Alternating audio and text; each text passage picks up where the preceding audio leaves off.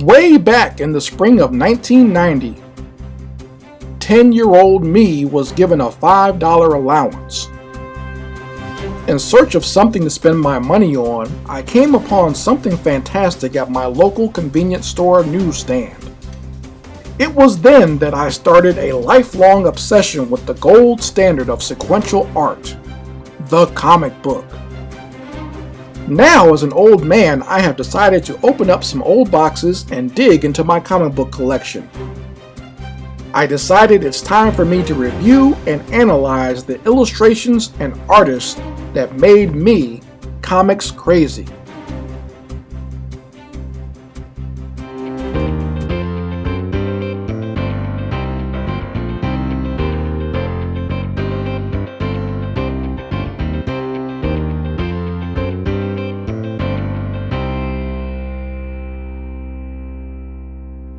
What's good, everybody? This is Chris Crazy House, and I'd like to welcome you all once again to an all-new episode of Chris Crazy House Presents Comics Crazy.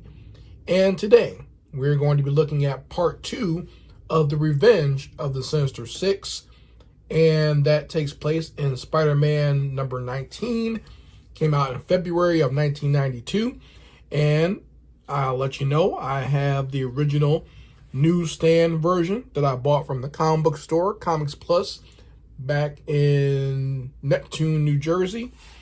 And I also have the collected version that I bought off of Amazon from a miscellaneous comic book store that I can't remember the name of. I apologize to them. I'll have to go look it up to remember what comic book store I got it from. But they have a little store on Amazon. If I can find it, I'll advertise them so that way you can find some more collected classics from their collection.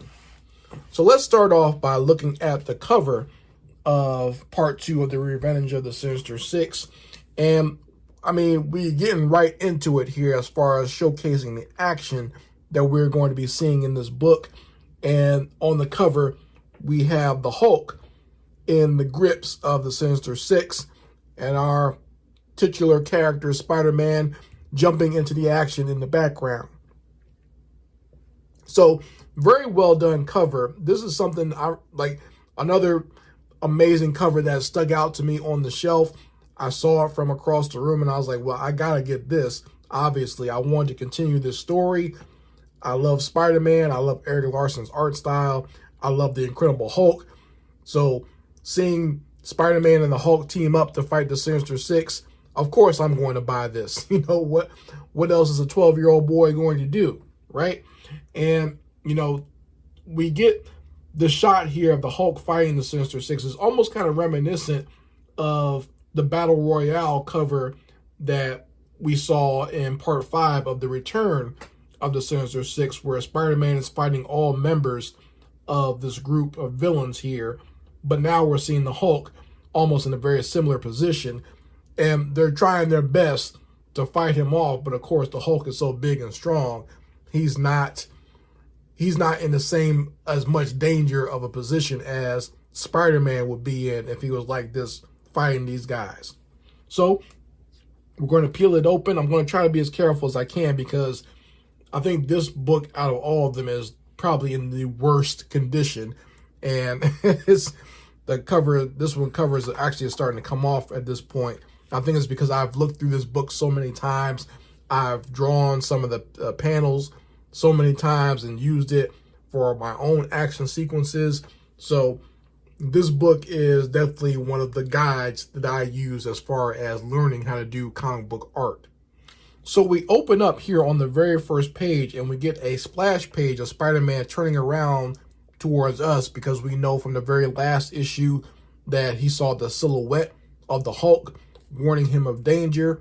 And, you know, he's turning around to look at that, and we see the actual Sinister Six in the background confronting Dr. Octopus. But a very well done splash page, and also very creative in how it showcases the people and the crew that worked on this book. So this is something to think about, like when you're designing your own comic books. So you're always not just putting the names of the people who worked on this book in like a little panel. Maybe you can find a way to incorporate that into your image. And, Eric Larson found a way to do that by putting the names of the artists and the writers and color artists and editors right here on the beam of this thing, this beam that Spider-Man is actually standing on in the splash page. So very creative way of showcasing the credits for this book. And as we get right in here to the action, what we find out is that, Sandman is in the fray here, and the only reason he's even here is because he's trying to get revenge on Dr. Octopus for the murder of that family. But when he finally confronts Dr. Octopus about this, we find that Dr. Octopus had nothing to do with the explosion of that family's house. So Sandman figures out he's been double crossed, and it was actually the Sinister Six, mainly Electro, who blew up that family's house just to get Sandman on their side to get revenge on Dr. Octopus. And before Sandman can confront them, Dr. Octopus uses his special gun and turns Sandman back into glass. We saw that later before in the Return of the Sinister Six. Now he's using the same device again to fight the Sandman.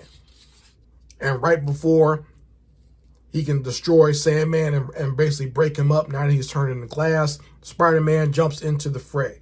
And this is an awesome image of Spider-Man, using all of his agility and dexterity and spider powers to kind of get into the scene. And I love how this is done, where he's kind of jumping out of the panel and also kind of like all consuming on the bottom of the page.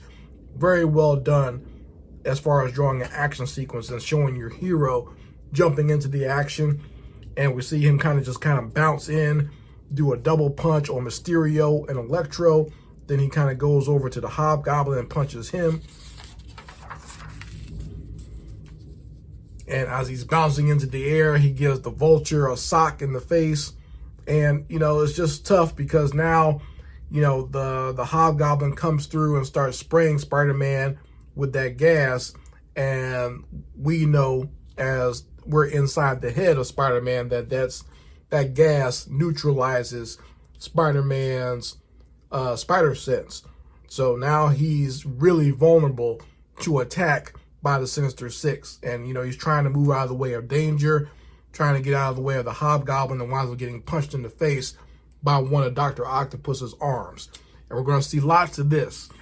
Lots of these very extreme vertical panels that Eric Larson likes to do, and as far as like showcasing his action sequences. And we're going to see lots of this as this book and this story goes on. So just when we think Spider-Man is really in trouble, that's when the Hulk busts in. Just a side note, we already took a deep dive into Peter David's all new, all different, and Incredible Hulk trilogy.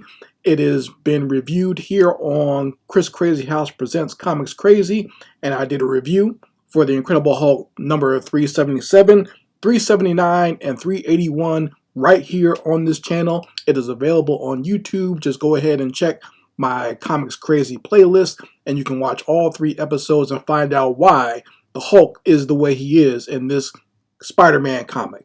Anyway, back to the action. So, he runs in there, and the Hulk is wrecking shop.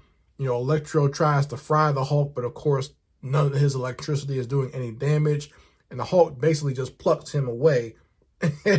And, he tells him, I could have easily just ripped you in half, but now that I'm more advanced, I'll just give you the finger. And basically just plucks him away.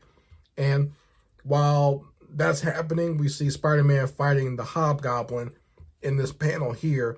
And this is another very well done action panel of these two characters colliding. Like, Eric Larson is really doing an amazing job as far as illustrating these action sequences. I love this panel. And right before Spider-Man can get the best of the Hobgoblin, he gets yoked up by Dr. Octopus.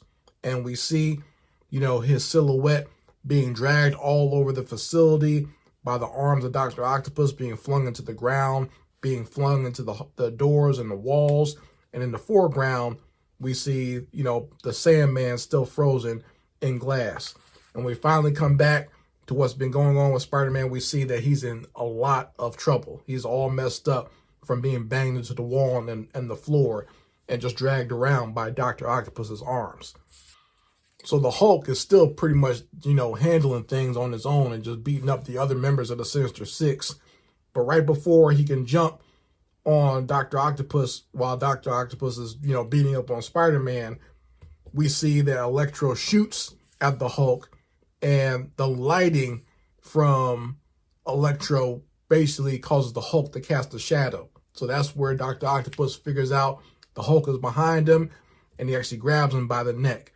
And instead of, thrashing these two superheroes at the same time, he winds up throwing Spider-Man away by throwing him outside the warehouse and into the ocean. So we see just how damaged Spider-Man is from this encounter with Dr. Octopus and his new adamantium arms. And now we're going to see how the Hulk is going to do in this situation. So think about this. It's one thing to say that, Dr. Octopus has these brand new arms and they make him just as strong or just as powerful enough to fight characters like the Hulk. But it's another thing to show you. And that's what Eric Larson, we kind of had a preview of that in the very first issue where he destroyed all those robots and cyborgs and gathered up all those weapons. But now we're going to see him put these arms into use against one of the strongest characters in the Marvel Universe. And he winds up basically taking the Hulk, smashing him through the ceiling, swinging him around, holding him in place while he's punching him in the face.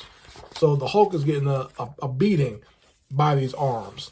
And, the Hulk is basically still trying to talk mess, but he is really taking a pounding by Dr. Octopus and his many adamantium arms. And we know that adamantium does do damage to the Hulk from his fights that he's had with Wolverine. And he basically beats the Hulk down and winds up throwing him through the wall of this factory that they're fighting in. Basically, that, Dr. Octopus is telling the rest of the Sinister Six that he does have some plans and he could use them. And if they're willing to put the past behind them, they can join him on his new mission. And he's going to take the Sandman, who's, basically glass at this point, take him with them and, reveal to them their plans in the next issue.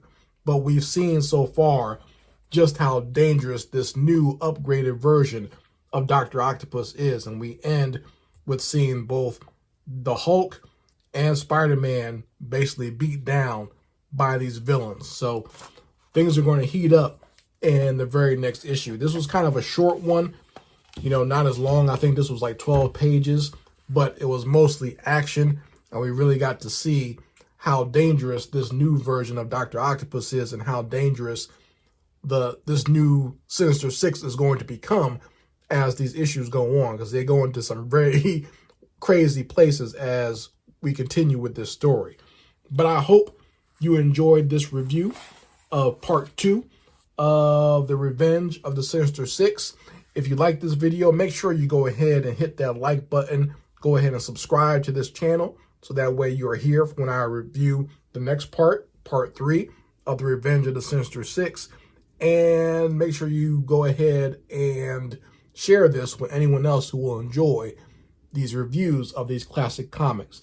And I hope you enjoy the illustrations that I'm doing of the Sinister Six in my own style on my fan art freestyles. So thank you all for joining me here. I appreciate having you, and I will see you next time on Chris Crazy House Presents Comics Crazy. Anyway, Chris Crazy House signing out. Peace.